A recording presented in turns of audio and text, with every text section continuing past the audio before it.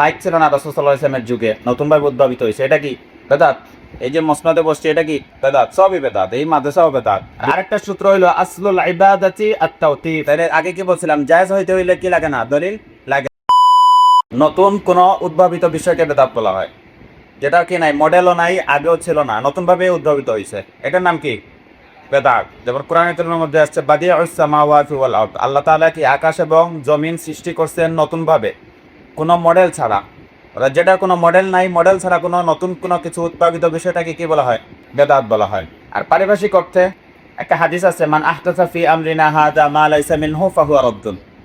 ওই হাদিসটাকে একটু দুইটা শব্দ পরিবর্তন করে যদি আমরা বলি, মান আহদাসা ফি দীনিনা হাযা মা লাইসা মিনহু ফাহুয়া বিদআতুন, ফি আমরিনা হাযা আই ফি দীনিনা হাযা, ফাহুয়া রাদ্দুন আই ফাহুয়া বিদআতুন। অর্থাৎ দিনের মধ্যে এমন কোনো বিষয় নতুন উদ্ভাবন করা যেটা দিনের অংশ না, সেটাকে কি বলে? বেদাত বলে। এটা হলো বেদাতের শাব্দিক এবং পারিভাষিক অর্থ। এখন তো কি ছিল না, মাইক ছিল না রাসূল সাল্লাল্লাহু আলাইহি ওয়াসাল্লামের যুগে, নতুনভাবে উদ্ভাবিত হয়েছে। এটা কি? বেদাত। এই যে সুন্দর সুন্দর কিতাব, রঙিন কিতাব ছিল না, এটা কি?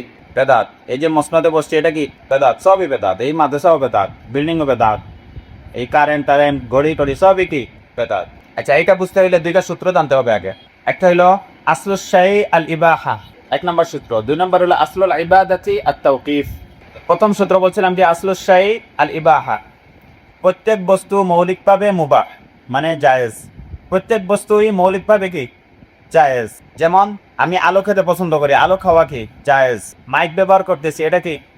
জায়েজ। অথবা এই যে কিতাব আমরা সামনে নিয়ে বসছি, এটা কি? জায়েজ। সুতরাং কি হলো আসলুশ শাই আর ইবাহা, প্রত্যেক বস্তু মৌলিকভাবে জায়েজ। এই হিসাবে কি আমরা জায়েজ কাজ করতেছি। যেমন মাইক ব্যবহার করতেছি, এটা কি? জায়েজ কাজ। মসনদে বসছি, এটা কি? জায়েজ কাজ। রঙের কিতাব নিয়ে সামনে বসছি, এটা কি? জায়েজ কাজ। এটা কি না? বেদাত না, বরং কি? জায়েজ কাজ। আরেকটা সূত্র হইলো আসলুল ইবাদাতি আত-তাওতীফ। আসলুল ইবাদাতি আত-তাওতীফ, প্রত্যেক ইবাদত হলো তাওতীফি। অর্থাৎ ইবাদত প্রমাণিত হতে হলে সেটার দলিল লাগবে। প্রথমে কি? জায়েজ সাব্যস্ত হইতে হইলে দলিল লাগবে না। প্রত্যেক বিষয় মৌলিকভাবে জায়েজ, এটার দলিল লাগবে না। বুঝছেন? আমি মাইক ব্যবহার করতেছি, এটা জায়েজ কাজ করতেছি, জায়েজ কাজের পক্ষে দলিল লাগবে না। তবে আসলুল ইবাদাতি আত-তাওকিফ, তবে ইবাদত সাব্যস্ত হইতে হলে দলিল লাগবে। ইবাদত মানে কি?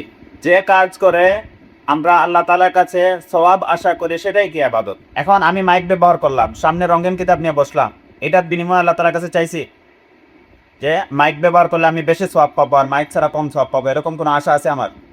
নাই। তাইলে হইল কি?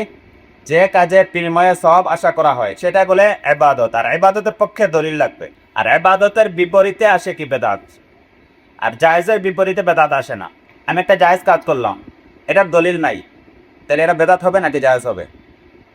জায়েজ হবে। তাহলে আগে কি বলছিলাম? জায়েজ হইতে হইলে কি লাগে না? দলিল লাগে না। প্রত্যেক বিষয় মৌলিকভাবে জায়েজ, যদি হারামের দলিল না থাকে। যদি বলা না হয় কি এটা হারাম, তাহলে এটা কি? হালাল।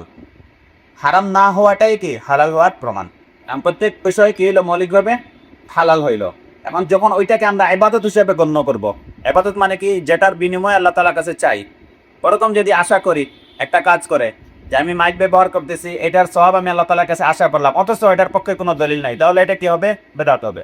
এইটুকু বুঝে ফেললে বেদাত এবং জায়েজের মধ্যে পার্থক্য বুঝে পারবেন। এই দুইটা সূত্র, একটা সূত্র আসলুশ শাই আল ইবাহা, আর থেকে আসলুল ইবাদাতি আত-তাওকিফ। এখন আমি আলু খাই, আলু খাওয়াটা জায়েজ নাকি ইবাদত? জায়েজ।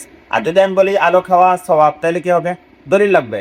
আর দলিল যদি না থাকে, আর এটার পক্ষে আমি বলতে থাকি কি? প্রচার করতে থাকি আলু খাওয়া সওয়াব হবে, এবং আমি নিজেও আশা করলাম আলু খাওয়া মানে সওয়াব হওয়া, এখন দলিল নাই, তাহলে কি হবে? এটা বেদাত হবে।